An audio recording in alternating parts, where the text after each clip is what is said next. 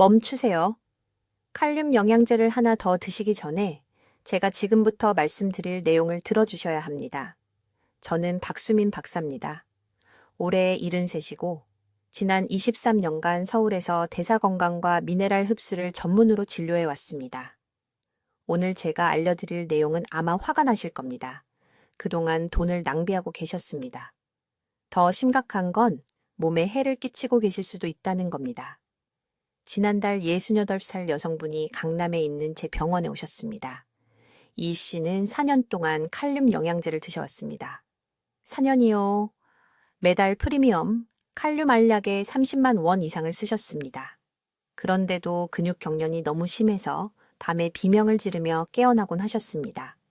혈압도 여전히 위험할 정도로 높았습니다.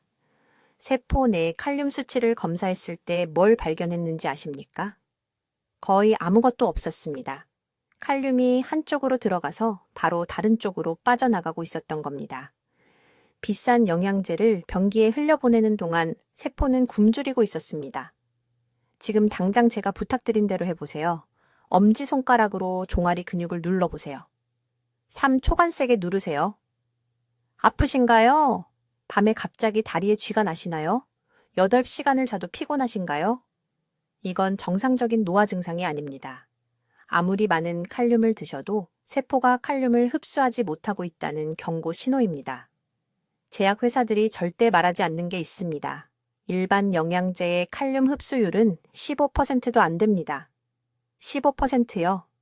500mg짜리 알약을 드시면 몸에서 실제로 사용하는 건 75mg 뿐이라는 뜻입니다. 나머지는요? 낭비됩니다. 사라집니다. 돈을 태워버리는 거나 마찬가지입니다. 서울과 부산에서 제 병원을 찾은 2,000명이 넘는 환자분들로 이걸 확인했습니다. 혈액 검사 결과를 봤습니다. 세포 흡수율을 측정했습니다. 그리고 모든 걸 바꿔놓은 사실을 발견했습니다. 문제는 칼륨 자체가 아닙니다. 문제는 잘못된 방법으로 드시고 계시다는 겁니다. 시간도 잘못됐고 조합도 잘못됐습니다. 몸이 거부하고 있는 겁니다. 칼륨의 운반체 역할을 하는 특정 식이지방이 3가지 있습니다. 칼륨을 섭취하는 바로 그 순간에 소화기관에 이 지방들이 없으면 미네랄이 세포막을 통과할 수 없습니다. 그냥 지나가 버립니다. 의과대학에서는 칼륨 결핍에 대해 가르치지만 이 흡수 메커니즘에 대해서는 절대 가르치지 않습니다. 저도 수천 명의 환자 사례 패턴을 분석한 후에야 이걸 발견했습니다. 인천에 사시는 71살 은퇴교사 최 씨 이야기를 해드리겠습니다. 위험할 정도로 불규칙한 심장 박동으로 저를 찾아오셨습니다. 심장내과 의사가 칼륨 알약, 마그네슘 영양제, 3가지 다른 혈압약을 처방했습니다. 매달 약값이 40만 원이 넘었습니다. 저는 칼륨이 풍부한 음식을 언제, 어떻게 드시는지에 대해 딱 2가지만 바꿨습니다. 열하루 만에 심장 리듬이 안정됐습니다.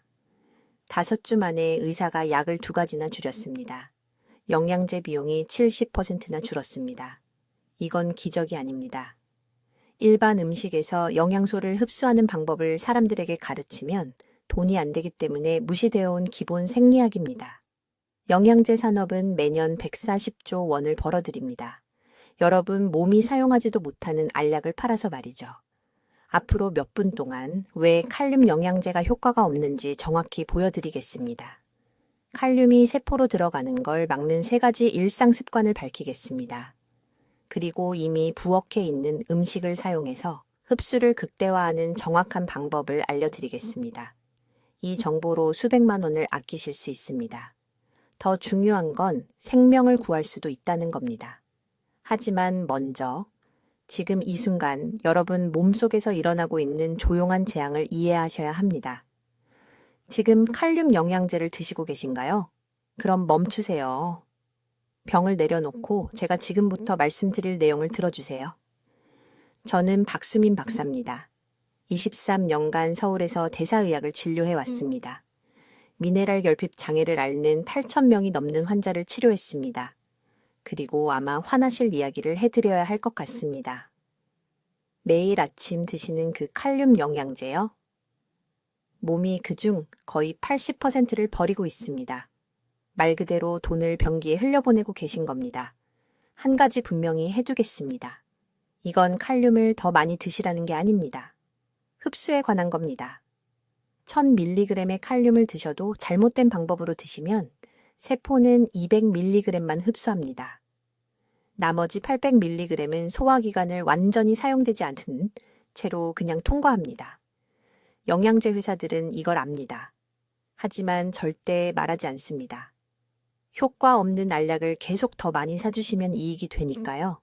석 달 전에 이 씨라는 여성분이 강남에 있는 제 병원에 오셨습니다. 68살이셨습니다. 2년 동안 매일 밤 종아리 근육 경련으로 비명을 지르며 깨어나셨습니다. 통증이 너무 심해서 도움 없이는 화장실까지 걸어가지도 못하셨습니다. 딸이 도와드리려고 방에서 같이 주무셔야 했습니다. 이 씨는 18개월 동안 칼륨 영양제를 드셨습니다. 고품질 영양제였습니다. 비싼 거였죠. 매일 2알씩요. 그런데도 경련은 나아지지 않고 더 심해졌습니다. 세포 내 칼륨 검사를 했습니다. 혈액 검사가 아닙니다. 실제로 칼륨이 있어야 할 세포 안에 얼마나 있는지 측정하는 세포 검사요. 결과에 충격을 받으셨습니다. 세포 내 칼륨이 심각하게 낮았습니다. 혈액 검사에서는 정상 수치가 나왔는데도 말입니다. 이게 무슨 의미인지 아십니까? 칼륨이 혈류에는 있었습니다. 쓸모없이 떠다니고 있었죠. 하지만 세포 안으로 들어갈 수 없었습니다. 주머니에 돈은 있는데 가게에서 받아주지 않는 것과 같습니다. 칼륨에 대해 아무도 말해주지 않는 게 있습니다. 칼륨은 여러분이 생각하시는 방식으로 수용성이 아닙니다. 네, 액체에는 녹습니다. 하지만 칼륨이 세포막을 통과하여 실제로 세포 안으로 들어가려면 운반 파트너가 필요합니다. 지방이 필요한 것입니다. 우리가 지질 운반 분자라고 부르는 것을 만드는 특정 유형의 식이지방 말입니다. 칼륨을 섭취하는 바로 그 순간에 이러한 지방이 함께 존재하지 않으면 미네랄은 단순히 세포벽을 통과할 수 없습니다.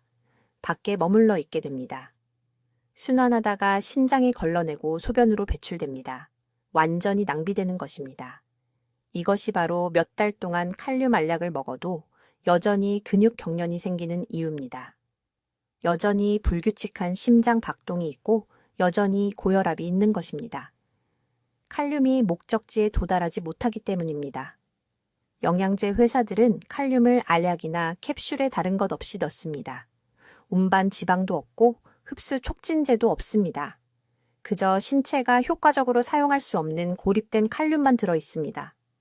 그들이 이렇게 하는 이유는 제조하기가 더 저렴하기 때문입니다. 그리고 효과가 없으면 여러분이 더 많이 사기 때문입니다. 더 높은 용량이 필요하다고 생각하게 됩니다. 그래서 더 강한 버전을 구매합니다. 이런 악순환이 계속됩니다. 이씨 할머니를 위해 제가 한 일을 말씀드리겠습니다. 저는 칼륨 용량을 늘리지 않았습니다. 오히려 줄였습니다. 영양제를 절반으로 줄이라고 단 했습니다. 하지만 복용 시간과 함께 먹는 음식을 바꿨습니다. 칼륨을 참기름 한 스푼과 아보카도 반쪽과 함께 섭취하라고 지시했습니다. 매번 빠짐없이 말입니다. 참기름과 아보카도는 세포막의 지질 운반 통로를 만드는 정확한 지방산 조성을 제공합니다. 나흘 만에 그녀의 야간 경련이 멈췄습니다. 2주 만에 난간을 잡지 않고 계단을 오를 수 있게 되었습니다. 한 달 후 세포 칼륨 검사 결과는 지난 5년 중 가장 높은 수치를 보였습니다. 그녀는 칼륨을 덜 먹었지만 더 많이 흡수한 것입니다. 이제 여러분의 칼륨 영양제가 왜 효과가 없는지 정확히 보여드리겠습니다. 이 부분이야말로 제약회사들이 여러분이 절대 알아내지 못하길 바라는 내용입니다. 23년 동안 저는 여기 서울에서 환자들의 칼륨 수치를 측정해왔고 제가 발견한 것은 미네랄 흡수에 대해 알고 있던 모든 것을 바꿔놓았습니다. 아주 주의 깊게 들어보십시오. 1000mg의 칼륨을 삼킬 수 있지만 신체가 그것을 혈류에서 세포 안으로 옮길 수 없다면 말 그대로 돈을 변기에 버리는 것입니다. 칼륨이 그냥 통과해버립니다. 혈액 검사는 정상 수치를 보일 수 있지만 세포는 굶주리고 있습니다. 이것이 바로 몇 달 동안 영양제를 먹어도 여전히 근육 경련이 생기는 이유입니다. 병 뒤에 적힌 모든 지시사항을 따랐는데도 혈압이 높게 유지되는 이유입니다. 비밀은 세포막에 있습니다. 세포를 문이 잠긴 집이라고 생각해 보십시오. 칼륨은 식료품을 들고 밖에 서 있지만 올바른 열쇠가 없으면 들어갈 수 없습니다. 그 열쇠가 바로 특정 유형의 식이지방이고 현대 식단을 먹는 대부분의 사람들은 그 열쇠를 버려버렸습니다. 저는 강남 삼성의료원에서 환자들을 치료하면서 이것을 발견했습니다. 이 씨라는 68세 여성 환자가 있었습니다. 매일 밤 심한 다리 경련으로 저를 찾아왔습니다. 잠을 잘 수 없었습니다. 칼륨 영양제를 먹고 바나나를 먹고 코코넛 워터를 마시고 있었습니다. 이전 의사가 시킨 모든 것을 다 했습니다. 혈중 칼륨은 정상이었습니다. 하지만 증상은 점점 악화되고 있었습니다. 세포 칼륨을 검사했더니 위험할 정도로 낮았습니다. 칼륨은 혈액에 있었지만 세포 안으로 들어갈 수 없었던 것입니다.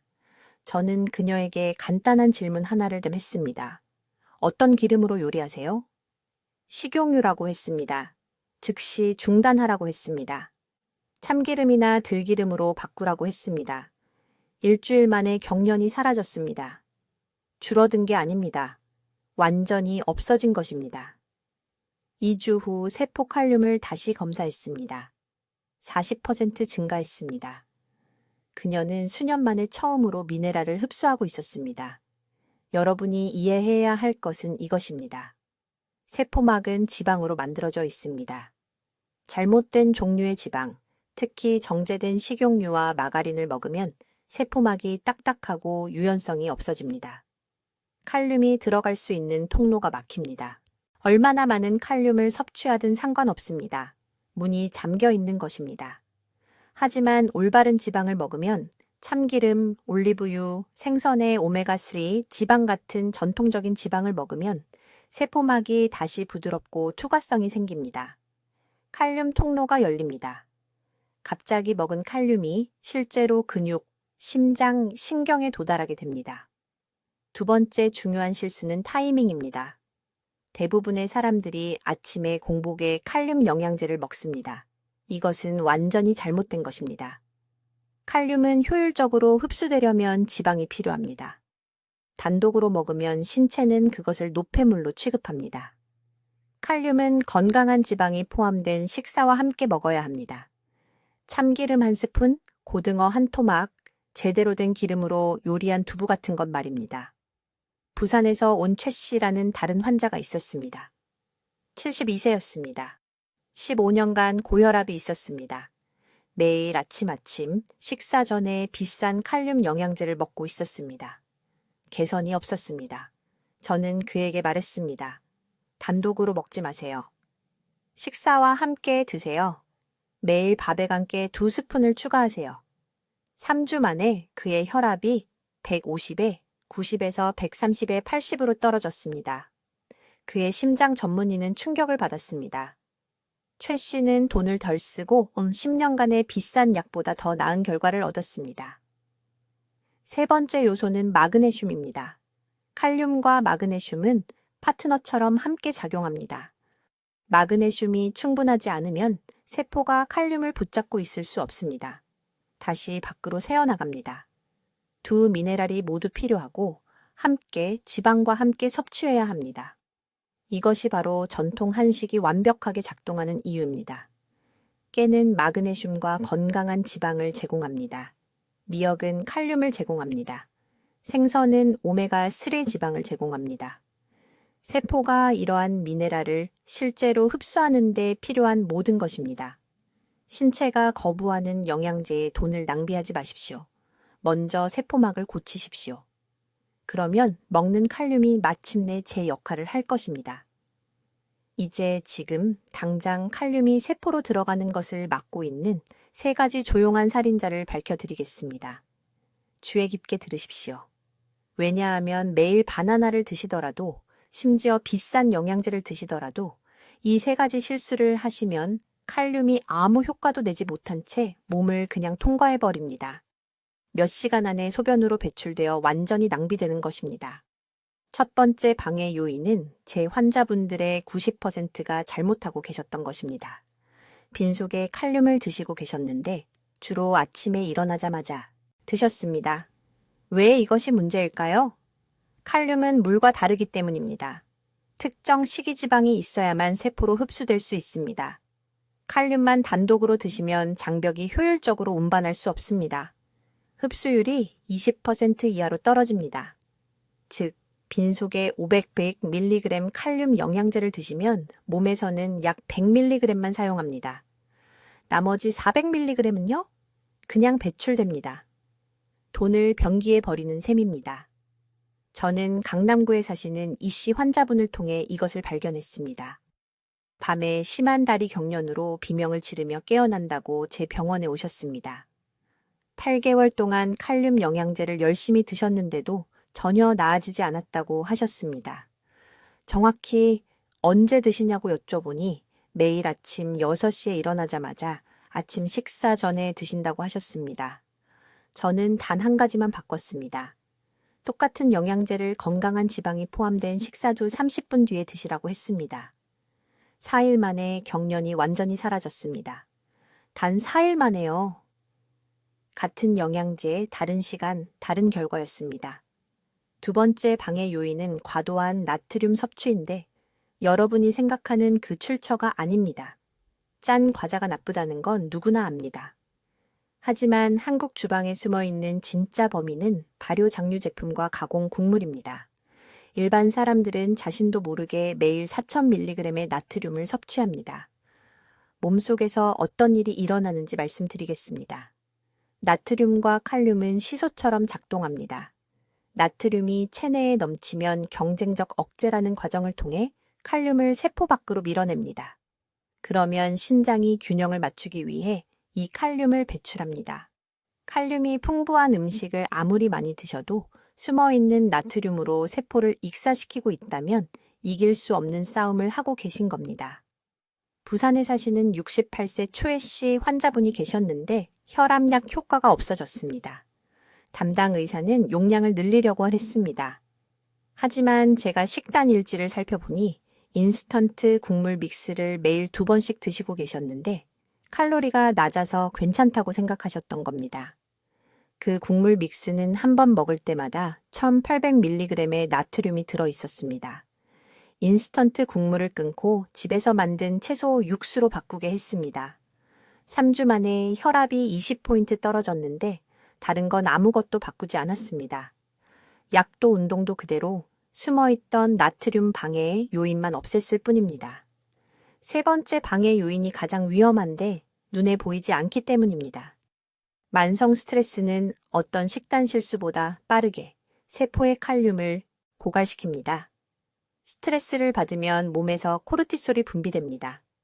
코르티솔이 높아지면 신장이 칼륨을 빠르게 배출하면서 나트륨은 보유하게 됩니다. 이것은 고대의 생존 메커니즘이지만 지속적인 스트레스가 있는 현대 생활에서는 계속되는 배수구가 됩니다. 스트레스만으로도 매일 칼륨을 잃습니다. 이래서 스트레스가 많은 직업을 가진 분들이 잘 드시는데도 설명할 수 없는 근육 약화와 피로를 자주 느끼는 겁니다. 지금 어깨를 만져보세요. 긴장되어 있나요? 귀 쪽으로 올라가 있나요? 그 만성 긴장은 바로 이 순간 몸속에서 일어나고 있는 보이지 않는 칼륨 배출의 눈에 보이는 신호입니다. 이것을 해결하지 않으면 아무리 많은 칼륨을 드셔도 절대 충분하지 않습니다. 이제 여러분, 주의 깊게 들어주세요.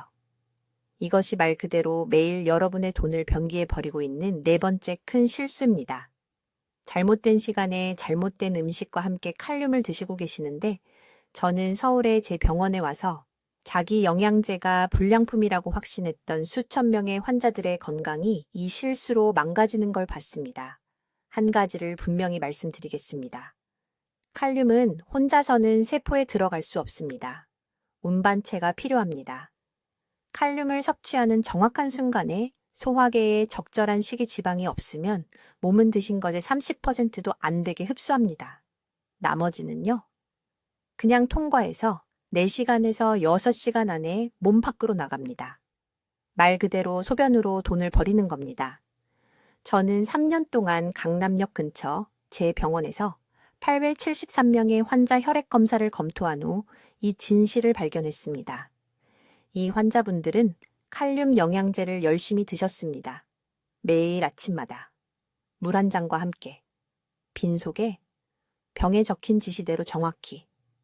그런데 세포 칼륨 수치가 어떻게 나왔는지 아세요? 위험할 정도로 낮았습니다.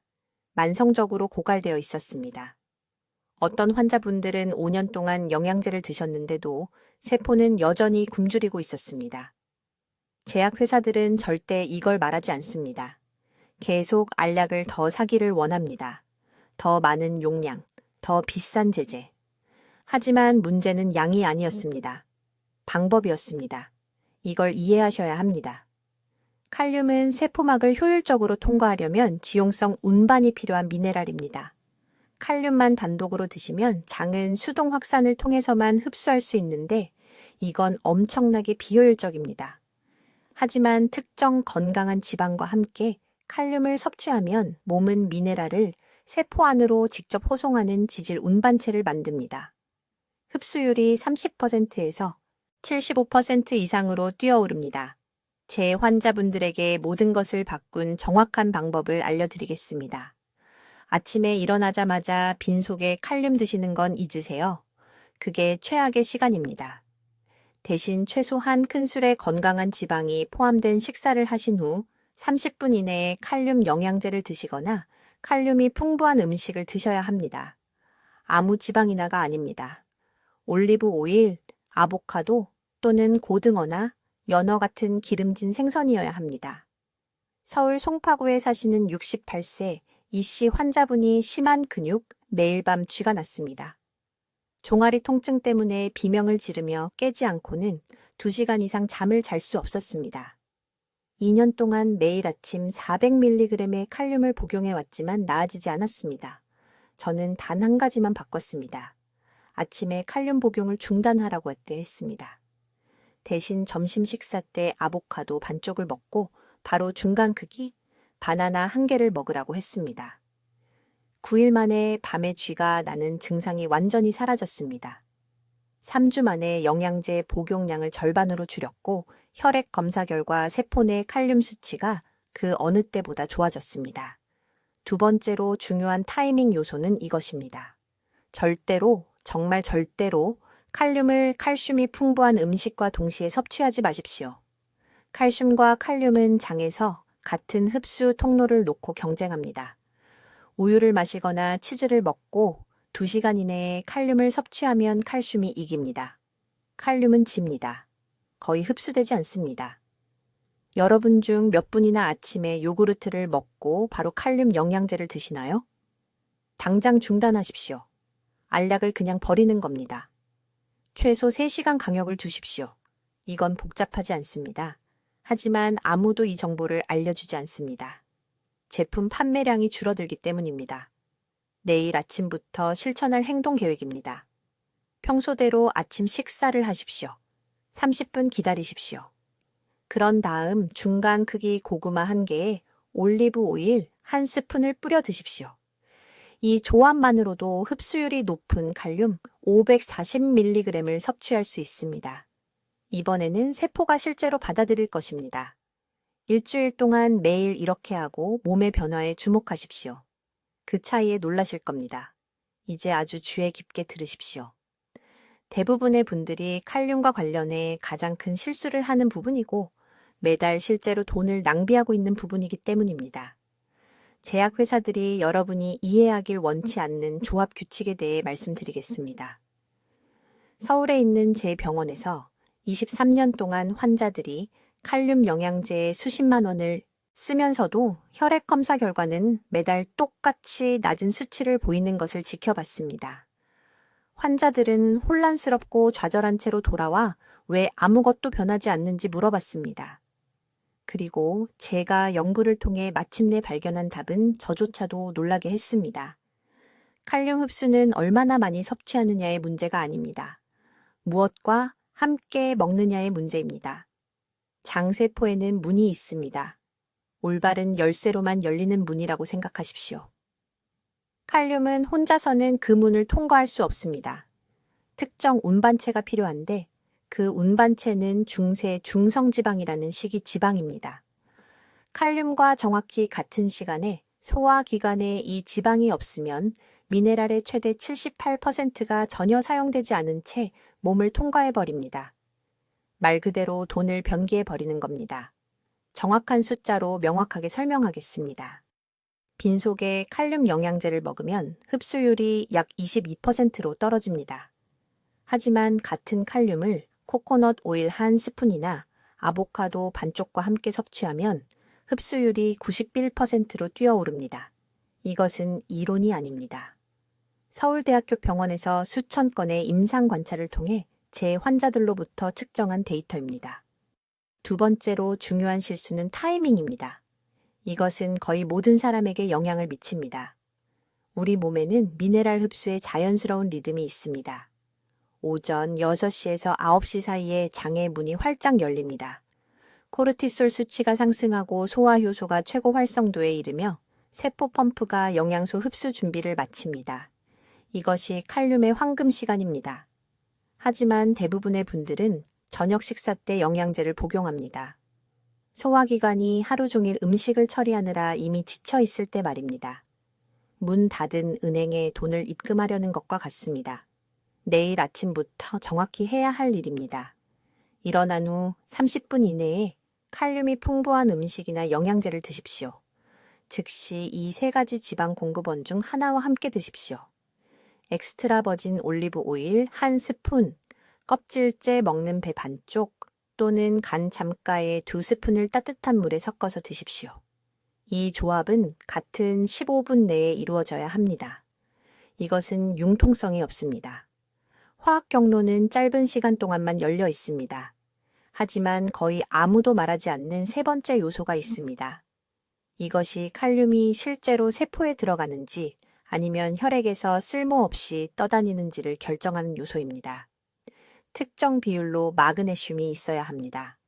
칼륨 1000mg마다 최소 400mg의 마그네슘이 필요합니다. 마그네슘 없이는 세포벽에 나트륨 칼륨 펌프가 작동할 수 없습니다. 마그네슘을 펌프에 동력을 공급하는 전기라고 생각하십시오. 전기가 없으면 칼륨이 세포로 이동하지 못합니다. 대부분의 한국인 식단은 마그네슘이 심각하게 부족합니다. 진한 녹색 IP 채소나 견과류를 충분히 먹지 않기 때문입니다.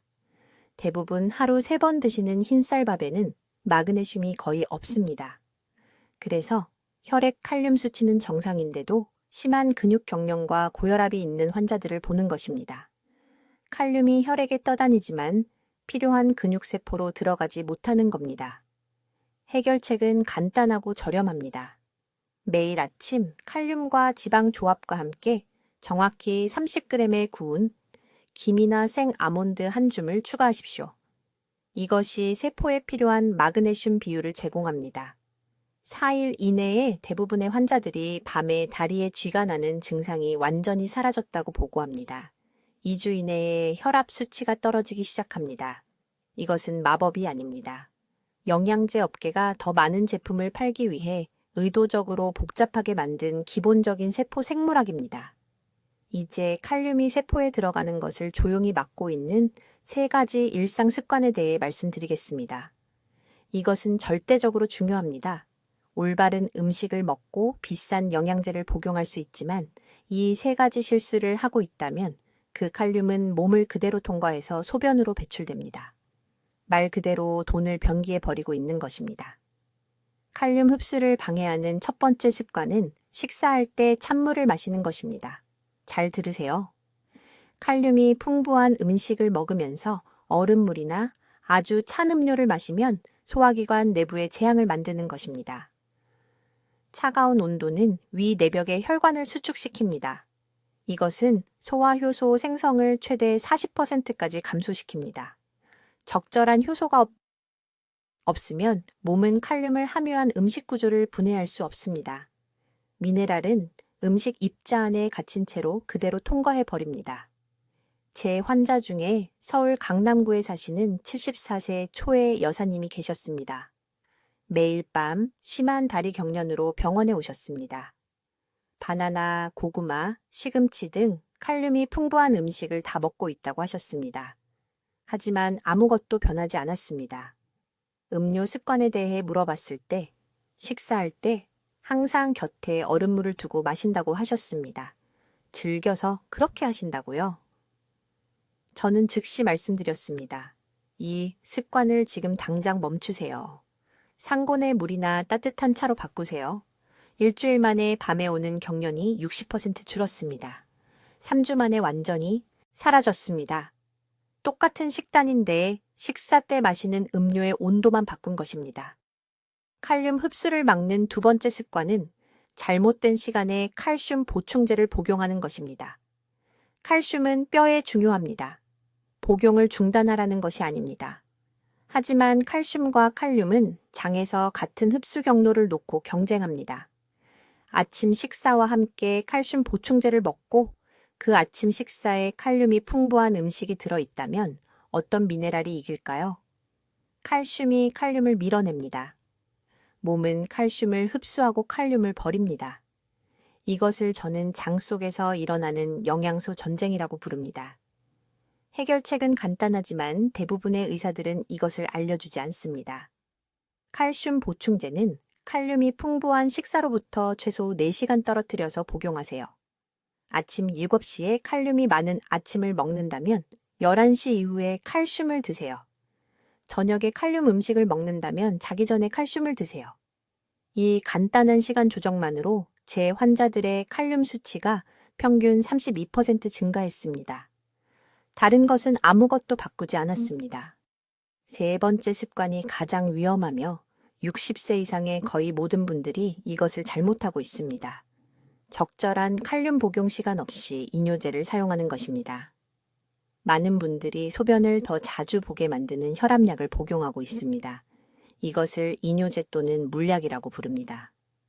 소변을 볼 때마다 칼륨을 잃습니다. 의사가 칼륨이 풍부한 음식을 더 많이 먹으라고 했을 것입니다. 하지만 정확히 언제 먹어야 하는지 말해줬나요? 물론 아닙니다. 이렇게 해야 합니다. 이뇨제를 아침에 일어나자마자 공복에 먹습니다. 30분을 기다립니다. 그런 다음 칼륨이 풍부한 아침 식사를 하세요. 이 시간 조정은 약이 칼륨이 체내로 들어가기 전에 작용을 시작하도록 합니다. 그러면 칼륨은 이뇨제가 최고 효과에 도달하기 전의 시간 동안 흡수됩니다. 이것은 약을 먹은 후 약 2-3시간 후에 일어납니다. 인천에 사시는 68세 박 씨를 치료했습니다. 고혈압으로 이뇨제를 복용하고 있었습니다. 올바른 음식을 먹고 있는데도 칼륨 수치가 계속 위험할 정도로 낮았습니다. 심장 전문의는 칼륨 알약을 처방하려고 했는데 그러면 매달 6만 원이 더 들 것이었습니다. 저는 시간만 바꿨습니다. 약을 먼저 먹고 30분 기다린 후 익힌 시금치 2컵과 아보카도 반 개를 넣은 아침 식사를 하도록 했습니다. 2주 만에 칼륨 수치가 정상화되었습니다. 비싼 보충제는 필요 없었습니다. 이 세 가지 습관이 칼륨 흡수를 조용히 죽이고 있습니다. 식사 때 찬물 마시기, 칼슘 복용, 시간 잘못 정하기, 이뇨제와 제대로 조율하지 않기. 내일 아침부터 이 세 가지를 고치면 며칠 안에 결과를 보실 겁니다. 이제 내일 아침부터 정확히 어떻게 해야 하는지 말씀드리겠습니다. 이것은 서울에 있는 제 환자들의 생명을 구한 3단계이며 여러분에게도 효과가 있을 것입니다. 복잡하지 않습니다. 비싸지도 않습니다. 하지만 정확히 따라야 합니다. 첫 번째 단계. 매일 아침, 다른 것을 먹기 전에 미지근한 물 한 잔을 마시세요. 찬물이 아닙니다. 뜨거운 차도 아닙니다. 미지근한 물입니다. 이것이 세포막을 엽니다. 23년 동안 저는 세포가 닫혀 있어서 칼륨으로 실패하는 환자들을 봐왔습니다. 물이 문을 여는 열쇠입니다. 이 물을 마신 후 15분을 기다리세요. 필요하면 타이머를 맞추세요. 이 15분 동안 몸은 영양소를 제대로 받을 준비를 합니다. 두 번째 단계. 건강한 지방과 함께 칼륨을 섭취하세요. 이것이 보충제 회사들이 절대 말하지 않을 비밀입니다. 중간 크기, 바나나 하나에는 420mg의 칼륨이 들어 있습니다. 중간 크기 고구마 하나에는 540mg이 들어 있습니다. 하지만 이것들을 단독으로 먹으면 30%도 안 되게 흡수됩니다. 몸은 그 칼륨의 70%를 낭비합니다. 화장실로 그대로 나가버립니다. 대신 이렇게 하세요. 바나나를 천연 땅콩 버터 한 스푼과 함께 드세요. 고구마를 올리브 오일 한 티스푼이나 견과류 한 줌과 함께 드세요. 지방이 운반체 역할을 합니다. 칼륨을 세포 안으로 직접 안내합니다. 강남구에 사시는 최 씨 환자분이 이것을 단 5일만 했습니다. 3년 동안 그를 괴롭히던 밤의 다리 경련이 완전히 사라졌습니다. 5일 만에요. 세 번째 단계. 저녁에 공복에는 절대 칼륨을 먹지 마세요. 이것이 제가 항상 보는 실수입니다. 사람들은 점심을 많이 먹고 늦은 저녁까지 아무것도 안 먹습니다. 왜 칼륨 보충제가 아무 효과가 없는지 궁금해합니다. 소화기관이 4시간 이상 비어 있으면 흡수율이 60% 떨어집니다. 저녁을 7시에 먹는다면 오후 4시에 칼륨이 풍부한 작은 간식을 드세요. 아보카도 반 개. 작은 샐러드에 시금치 한 줌과 함께 올리브 오일과 함께 드세요. 방울토마토에 치즈 한 조각을 곁들이세요. 소화기관을 부드럽게 활성화시키세요. 이렇게 하면 흡수 경로가 유지됩니다. 이제 즉시 중단해야 할 3가지를 말씀드리겠습니다. 첫째, 칼륨이 풍부한 음식을 먹고 1시간 이내에 커피를 마시지 마세요. 카페인이 세포의 문을 막아버립니다. 둘째, 알당 200mg 이상 들어있는 비싼 칼륨 영양제를 사지 마세요. 우리 몸은 한 번에 그렇게 많은 양을 처리할 수 없습니다. 말 그대로 돈을 변기에 버리는 것과 같습니다. 셋째, 밤 9시 이후 늦은 시간에 칼륨이 풍부한 음식을 먹지 마세요. 몸이 수면을 준비하면서 세포 흡수 기능이 멈춥니다. 아무 효과도 없습니다. 인천의 이 여사님 이야기를 들려드리겠습니다. 74세이십니다. 매달 고급 칼륨 영양제에 20만 원을 쓰셨습니다. 혈압은 계속 높았고 근육 경련도 계속되었습니다. 지치고 두려운 마음으로 저희 병원에 오셨습니다. 저는 이 여사님께 정확히 이 방법을 적용했습니다. 매일 아침 미지근한 물을 마신 후 올리브 오일을 곁들인 고구마를 드셨습니다. 오후 4시에는 견과류를 넣은 작은 시금치 샐러드를 드셨습니다. 12일 만에 혈압이 150/90에서 130/80으로 떨어졌습니다. 영양제 비용은 월 4만 원으로 줄었습니다. 이 여사님은 이제 종아리가 아파서 깨는 일 없이 밤새 푹 잔다고 말씀하셨습니다. 지금이 바로 여러분의 황금 시간입니다. 근육 경련, 불규칙한 심장 박동, 지속적인 피로로 여러분의 몸이 무언가를 말하고 있습니다. 칼륨 결핍은 조용한 살인자이지만 여러분은 이제 그것을 물리칠 무기를 갖게 되었습니다. 지금 당장 해주셨으면 하는 것이 있습니다. 댓글에 내일부터 칼륨을 올바르게 흡수하겠습니다. 라고 적어주세요. 이것은 단순한 댓글이 아닙니다. 이것은 자신에게 하는 약속입니다. 가족에게 짐이 되지 않겠다는 다짐입니다. 60세 이상인 모든 지인들과 이 영상을 공유하세요. 오늘 한 생명을 구할 수 있습니다. 한 사람을 구하는 것이 1000개의 절을 짓는 것보다 낫습니다. 여러분의 친구가 이 정보를 필요로 합니다. 여러분의 가족이 이 정보를 필요로 합니다. 저는 박수민 원장입니다. 23년의 임상 경험을 15분 안에 여러분께 전해드렸습니다. 헛되이 하지 마세요. 내일 아침 미지근한 물 한 잔으로 시작하세요. 여러분의 몸은 스스로 치유되기를 기다리고 있습니다. 올바른 방법만 알면 됩니다. 댓글로 알려주세요.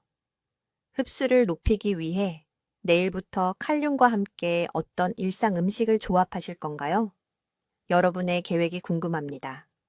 돈을 절약하는 건강 전략을 계속 배우시려면 구독해 주시고 효과 없는 영양제에 너무 많은 돈을 쓰는 사랑하는 분들과 이 영상을 공유해 주세요. 듣기만 해도 현명해지는 저희 채널을 시청해 주셔서 감사합니다.